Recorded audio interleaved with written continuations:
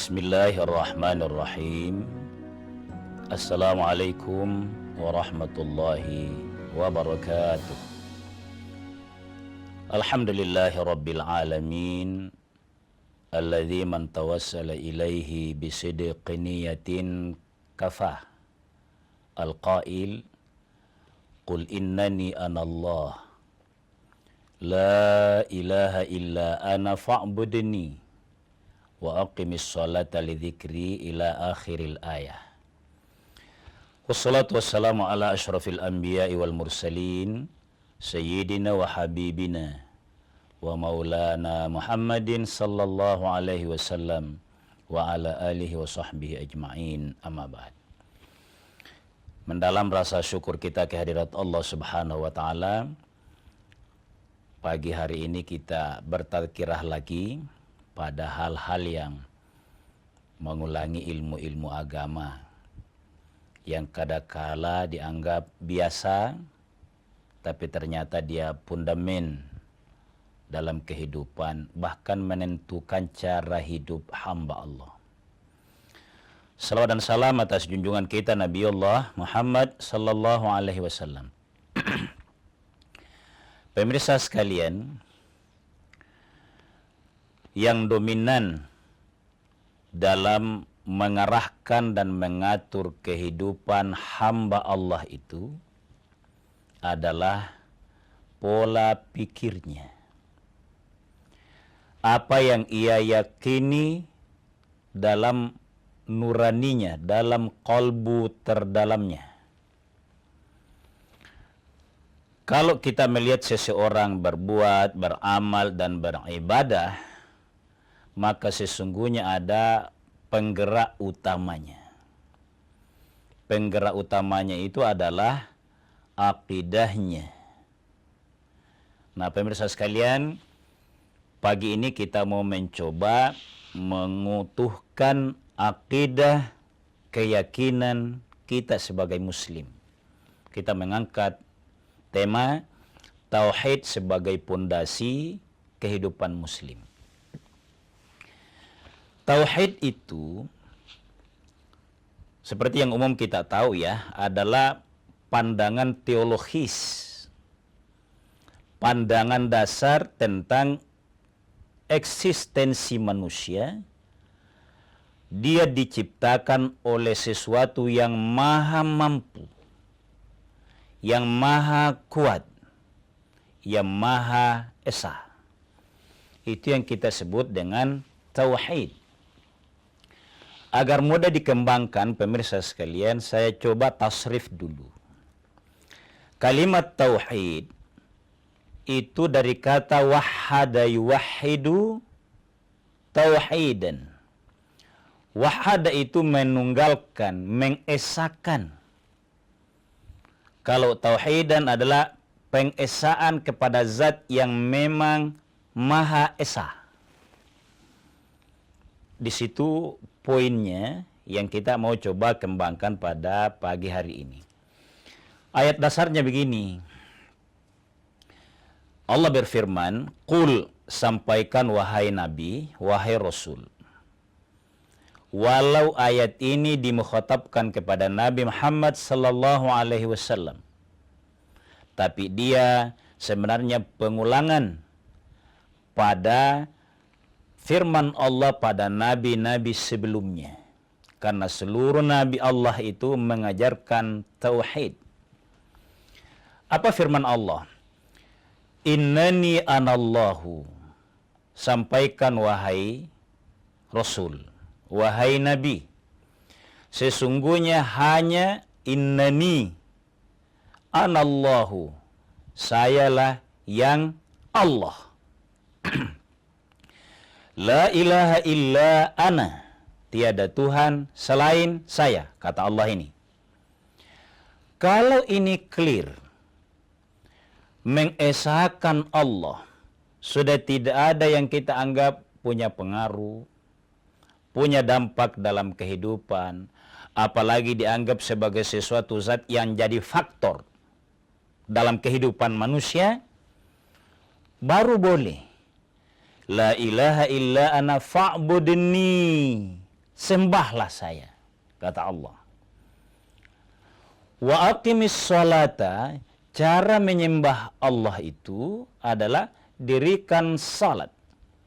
Lidzikri, untuk mengingat dalam hal ini adalah untuk menggantungkan harapan kepada Zat yang Maha Esa, yang tiada Tuhan selain dirinya. Wa aqimis sholata lidzikri inna sa'ata atiyatun. Ingat, begitu harusnya dijaga namanya tauhid. Yang tauhid ini nanti clear, baru mengingat dan mendirikan salat untuk Allah. Inna sa'ata, sesungguhnya pada saatnya nanti kiamat akan ada. Jadi orang percaya membuktikan bahwa akhir kehidupan ini akan ada, dibuktikan dengan manusia pertama, manusia selanjutnya, seluruhnya ada batasnya. Ini yang mengingatkan bahwa hanya ada satu zat yang kekal, karena dialah yang maha tunggal, Allah subhanahu wa ta'ala. Pemirsa sekalian kaum muslimin yang dimuliakan oleh Allah subhanahu wa ta'ala, untuk menjernihkan faham seperti ini memang tidak mudah. Jauh lebih sulit dibanding mengajarkan aspek-aspek kehidupan lainnya yang penuh teori, yang bisa dikreatif, punya inovasi. Itu kalau pola Nabi yang kita ingat, Nabi Shallallahu Alaihi Wasallam dalam menyebarkan dakwah Islam itu kan kita kenal 2 periode. Sejak dilantik menjadi Nabi dan Rasul itu 23 tahun. Maka 13 tahun diantaranya yang sering kita sebut dengan periode Makkah, itu hanya mengajarkan tauhid dulu. Bagaimana mengesahkan Allah subhanahu wa ta'ala. Tapi kita lanjut setelah jeda sejenak.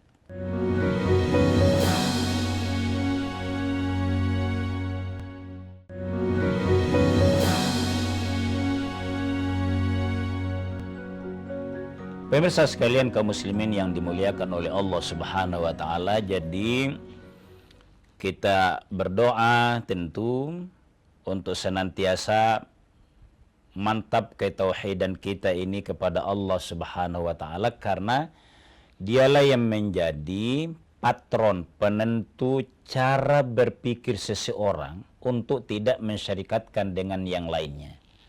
Sampai pengajaran tauhid ini dilakukan oleh Nabi 13 tahun periode Makkiyah dan sekitar 12 tahun di Madinah. Di Madinah lah mulai ditata seluruh aspek kehidupan, ya tata pemerintahan, tata ekonomi, sosial, banyak.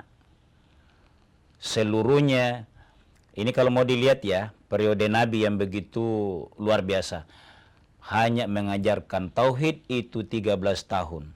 Dan di Madinah hanya 10 tahun mengajarkan seluruh aspek kehidupan manusia sampai apa yang menjadi kita lakukan dewasa ini. Nah, pemirsa sekalian, kita sangat butuh ya kekuatan dari sini. Sebab kalau tauhidnya mantap, masuk kepada innani anallahu, itu akan lahir orang yang seperti ini.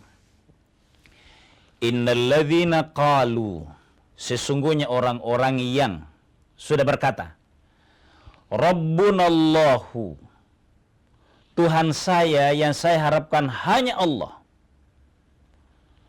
Summastaqamu, lalu dia komitmen istiqamah di dalamnya, menjaganya. Summastaqamu tatanazzalu alaihimul malaikah, akan turun kepadanya malaikat, alla takhafu, untuk tidak mudah khawatir apalagi takut kepada sesama makhluk Allah. Sebenarnya pemirsa sekalian, pandangan seperti ini sebenarnya melahirkan sebuah ya istiqamah tadi, konsistensi, kebenaran yang hanya menuhankan Allah. Akan lahir manusia yang tidak mau diancam-ancam, ditakut-takuti.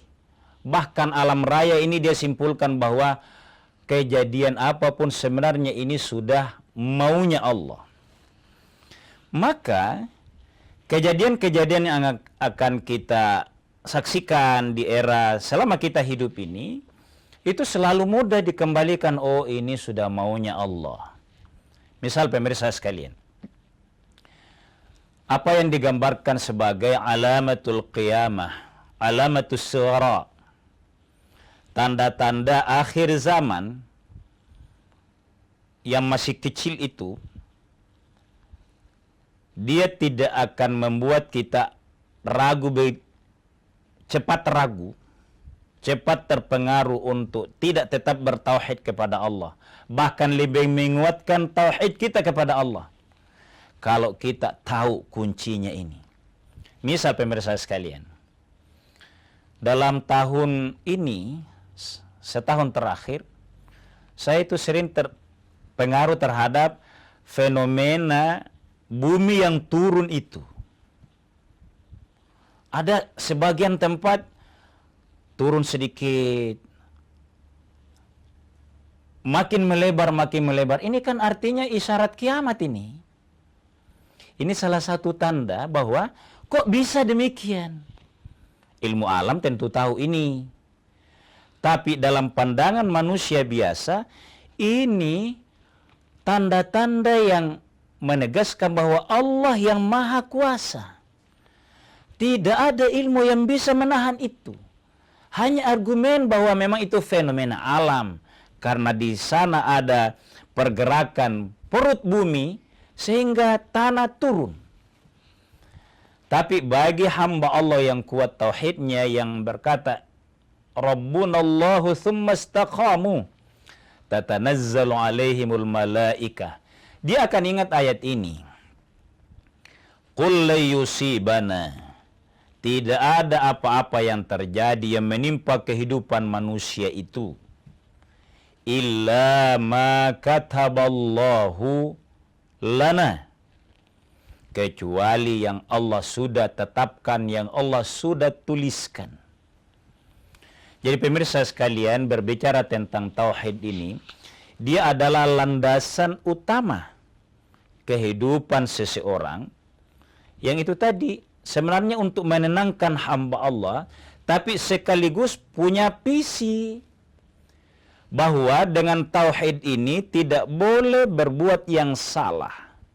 Entah kezaliman, entah pembiaran dalam kehidupan ini, karena akan ada akhirnya. Mungkin juga banyak pengaruh ya. Dalam mentauhidkan Allah itu di era pragmatisme seperti sekarang ini, memang sesuatu yang tidak mudah. Sangat tidak mudah. Banyak berpengaruh kepada kehidupan kita. Kadangkala karena dia berpengaruh terutama misalnya ya dalam kehidupan ekonomi. Sulit. Nanti ada cara-cara yang membisikkan, syaitan membisikkan sesuatu sehingga cara pengabdian kita itu seakan-akan mengakui ada yang menolong yang lain. Misalnya kan Allah tegaskan, innallaha la yaghfiru. Ingat, mantapkan tauhidmu, karena kalau sampai ada pengaruh kehidupan di akhir zaman ini yang menjerumuskan kita kepada mensyarikatkan Allah. Allah tegaskan, innallaha la yaghfiru. Allah tidak mengampuni ayyushraka bihi, kalau ada nuansa, apalagi dengan sengaja, mensyarikatkan Allah. Wa yaghfiru ma duna dzalika liman yasha. Tapi Allah mengampuni selama kesalahan itu, kekhilafan itu bukan dalam rangka mensyarikatkan Allah. Jadi tauhid itu pada intinya tidak boleh syirik. Tidak boleh ada terbetik dalam hati, oh ini saya sembuh. Ini dalam mentauhidkan Allah ini. Ini saya sembuh karena seseorang. Kecuali hanya menganggap sebab. Karena sebab itu sendiri Allah yang menciptakan. Jadi agak tipis ya. Faktanya kan nanti kita minum obat baru reda penyakit. Tapi tauhid di situ harus sangat kuat. Bahwa seluruh yang proses jalan ini, asbab ini, sudah Allah yang tetapkan. Bisa dominan penyebab itu dalam pandangan manusia. Tapi tauhid berkata, seluruh yang terkait makhluk Allah di alam raya ini, sudah Allah tetapkan jalannya begitu. Penyebabnya seperti demikian. Kita lanjut setelah jeda sejenak.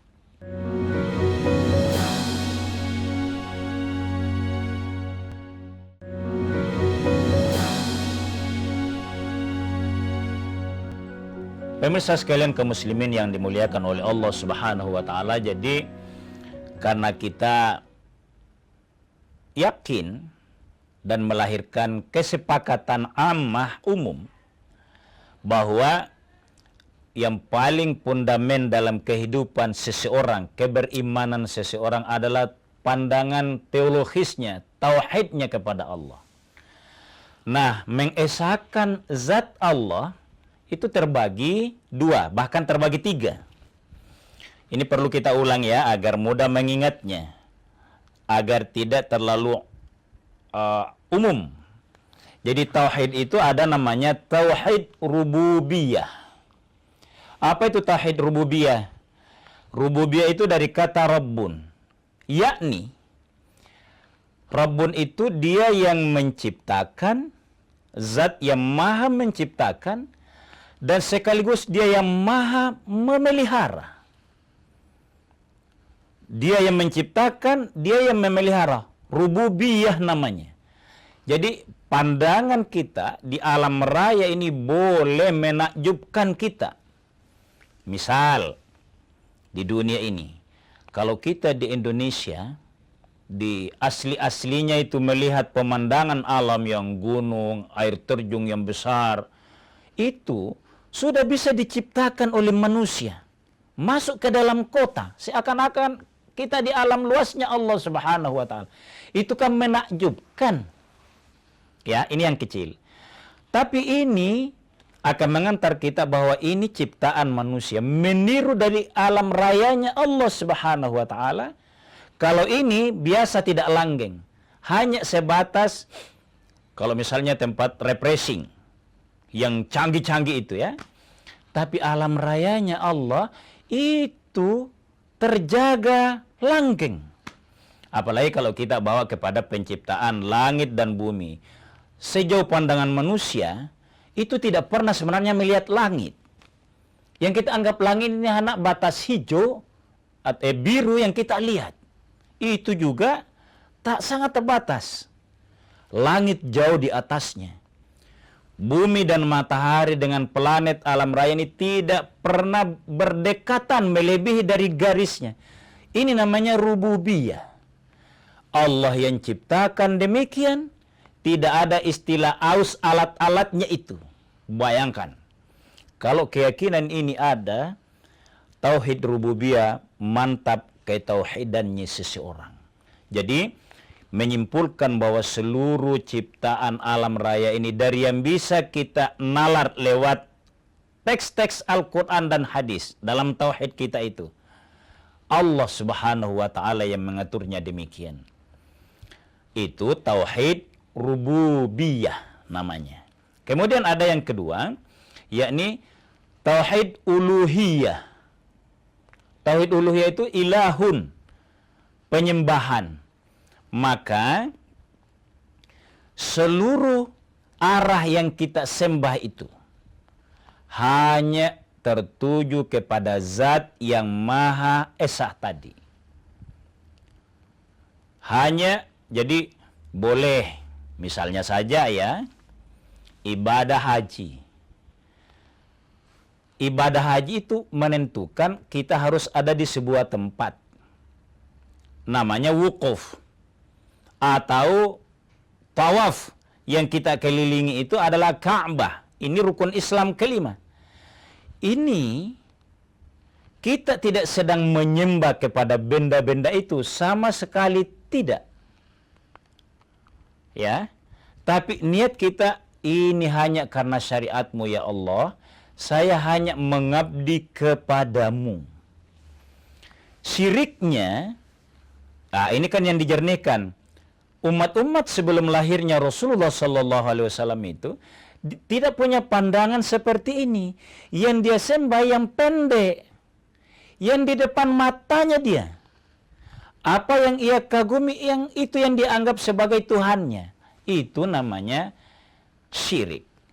Inna syirka la zulmun azim. Itu namanya tauhid uluhiyah. Kemudian ada yang ketiga pemirsa sekalian, yang perlu kita ketahui bahwa ada asma'us sifat. Allah sendiri yang tegaskan begini, bahwa Allah memiliki, menginformasikan karena ada hikmahnya bagi kita. Apa itu? Asma'us sifat. Allah berfirman, walillahil asma'ul husna. Allah itu memiliki nama-nama terpilih yang kalau itu dikaji nama-nama itu, yang 99 orang kenal, itu sebenarnya sebuah kajian terdalam yang banyak membawa manfaat dan berkah bagi kehidupan manusia. Ini yang sering ajaran tauhidnya diturunkan kepada bagaimana meniru sifat Allah. Apa misalnya? Al-alim, kaunuhu aliman, kaunuhu basiran. Basiran itu bukan hanya pandangan mata yang telanjang ini, tapi pandangan yang sangat dalam. Sebuah keyakinan membuat orang bijak. Basiran, aliman. Ini kalau dikaji, inilah yang membuat hamba-hamba Allah yang mendalam ilmunya, punya pandangan yang luar biasa, bisa mengetahui rahasia-rahasia atas petunjuk Allah. Bisa orang katakan pandangan terdepan. Kan ada begini, ada di antara pemimpin kita itu menentukan kebijakan-kebijakan sederhana, tapi yang jangka panjangnya bermanfaat bagi masyarakat yang jauh melebihi zaman sang pemimpin tadi. Ini asma'us sifat yang kita sering sederhanakan dengan asma'ul husna. Pada intinya jamaah sekalian, tauhid atau pandangan teologis mengesahkan Allah Subhanahu wa taala, dia menjadi menentukan atau pondasi dalam kehidupan manusia, kaum muslimin, sehingga tenang, benar pandangannya. Mudah-mudahan mendapat hidayah Allah Subhanahu wa taala. Terbatas pemirsa sekalian, mohon maaf atas segala kekurangan. Wallahu a'lamu bissawab. Wassalamualaikum warahmatullahi wabarakatuh.